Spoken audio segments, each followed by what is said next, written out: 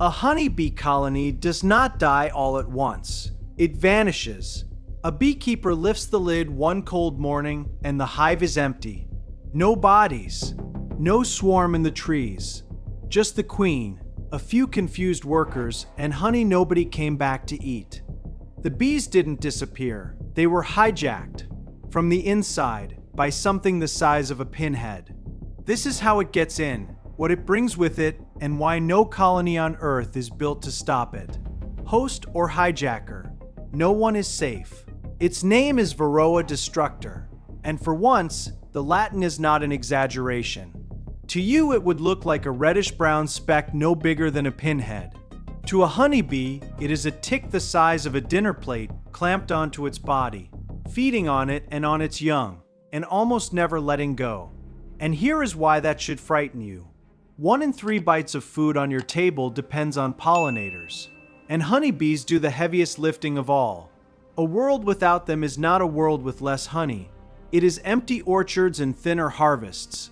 Season after season, the thing threatening to bring that world about is not a bear or a drought or a poison.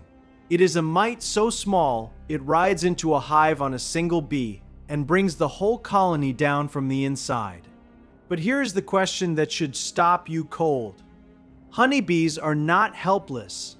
A single colony is a fortress of 50,000 bodies, with guards at the entrance and an immune system honed over 100 million years. They groom each other. They sniff out disease. They will tear apart a wasp that tries to break in. So how does something the size of a speck of dust slip past all of that? Past the guards, past the grooming, past the queen herself, and set up a breeding operation in the one place no bee is allowed to be disturbed. Because Varroa does not attack the hive. It doesn't have to. It lets the hive carry it in, feed it, warm it, and raise it. The mite has learned to hide inside the single most protected nursery in the insect world. And to understand how, you have to understand where honeybees keep their children. Deep inside the hive, the queen lays her eggs into hexagons of wax.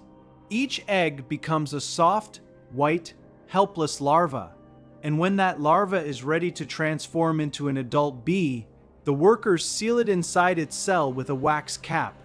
Behind that cap, in the dark, the larva dissolves and rebuilds itself into a bee. It is the most vulnerable, sacred moment in a bee's entire life. And that is exactly the moment Varroa is waiting for. A female mite slips into the cell in the final hours before the workers seal it. Drawn in by the scent of a larva about to be capped, the bees close the lid, never knowing. They have just locked a predator in with their child. And now the mite has everything it wants: warmth, privacy, a defenseless meal, and total protection from the very colony it is about to consume. But feeding is only the beginning. What happens next inside that sealed cell is how one mite becomes an infestation, and how a single bee becomes a carrier for something far worse than a parasite. Once sealed in the dark, the female Varroa climbs onto the developing bee and begins to feed. For decades, we believed it was drinking the bee's blood. It's hemolymph. We were wrong. Recent research revealed something more precise and more sinister. The mite feeds primarily on the fat body, an organ that works like a bee's liver, its immune system, and its food reserves all at once. The mite is not just stealing energy, it is eating the organ the bee needs to fight disease, detoxify, and survive the winter. Then she lays her eggs. Her first offspring is male. The rest are female. Brothers and sisters mature together in the sealed cell, the males fertilizing the females in the dark, all of them feeding on the same helpless host. By the time the adult bee finally chews its way out of the cell, already weakened, often deformed, it carries a small family of mated female mites out with it, each one ready to find the next larva and begin again. One mite goes in, several come out, and the worst thing they carry isn't the hunger, it's what they inject. Because stealing the organ a bee needs to survive is not the part that earns this story its name.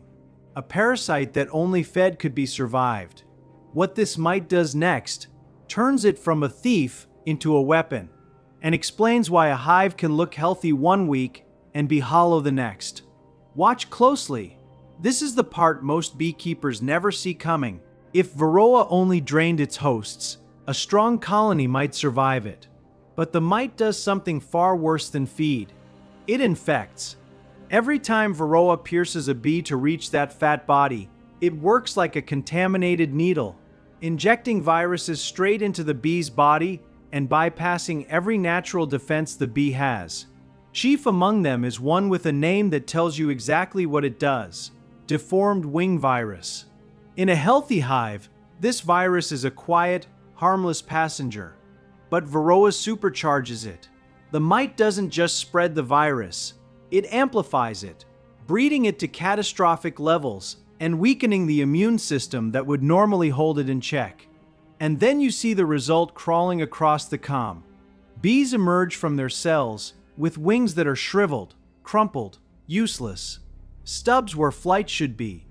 A bee that cannot fly cannot forage. It cannot pollinate. It cannot do anything but die early, while the mites that crippled it move on to the next generation. This is the true face of colony collapse. Not one killer, but two, a mite and the virus it carries, working together, hijacker and weapon, dismantling the colony cell by cell. Now picture it scaled across an entire hive over an entire season. In spring, a colony might carry only a handful of mites, invisible, ignorable. But Varroa breeds every time the bees breed, and bees breed constantly. The mite population doubles roughly every month. By late summer, that handful has become thousands. The bees being born are smaller, sicker, shorter-lived, riddled with virus. The colony stops replacing its own dead fast enough. And here is the cruelest part. As the infested workers grow weak, they sometimes drift to other hives, or get robbed by stronger colonies looking for honey. The healthy raiders carry the mites home like looters carrying off a cursed treasure. One collapsing hive becomes a source of infection for every colony nearby. By the time a beekeeper opens that lid in autumn and finds the silent, empty boxes, the mites have already done the unthinkable. They have used the bees' own instincts, their breeding, their robbing, their generosity, to spread themselves across the whole apiary. The hive did not just die, it was harvested. Now pull back, because the most disturbing fact about Varroa isn't what it does. It's where it came from. The European honeybee never evolved with this mite. Varroa jumped species. Its original host was the Asian honeybee, a cousin that spent millions of years learning to live with it, grooming it off, sealing it out, sacrificing infested larvae before the mites could mature. An uneasy truce written over 100,000 generations. Then, about 70 years ago, we shipped honeybees around the globe, and the mite stepped off the boat into a hive that had never seen it. To the European honeybee, Varroa is not an old enemy. It is a stranger that arrived already knowing every weakness, a predator that crossed a border, carried by trade, by travel, by us, and landed among hosts that never learned to fight back. The bee did nothing wrong. It simply met an enemy it was never built to survive, and we were the ones who introduced them. And there is one last twist, the kind that turns a parasite into something that feels almost deliberate. Remember that scent? The chemical signal a larva gives off in the hours before it is sealed into its cell. The bees use that signal to know when to cap the brood. Varroa reads the very same signal. It has learned the colony's most private language, the cue that means a child is about to be locked away to transform, and it uses that cue to time its invasion perfectly. The hijacker isn't fighting the hive system, it is fluent in it. So the next time you watch a bee move across a flower, slow and golden and ordinary, remember what it may be carrying, and remember that the most successful predators on Earth are rarely the ones that roar. They are the ones small enough, patient enough, and quiet enough to be invited in. The bees are not vanishing on their own. Something moved in, and it learned to speak their language better than they do. If a mite that whispers in a colony's own language unsettled you, then you are not ready for what comes next. Because the hijack you just watched only stole a bee's body. The next one steals the will to live. There is a fungus that infects cicadas, dissolves part of their bodies while they are still alive, and then floods them with chemicals that force them to keep mating, spreading the infection through every partner they touch even as they fall apart. They feel fine. That is the horror. Watch that video next. Subscribe because every week we open another lid you cannot close again. Host or hijacker. No one is safe.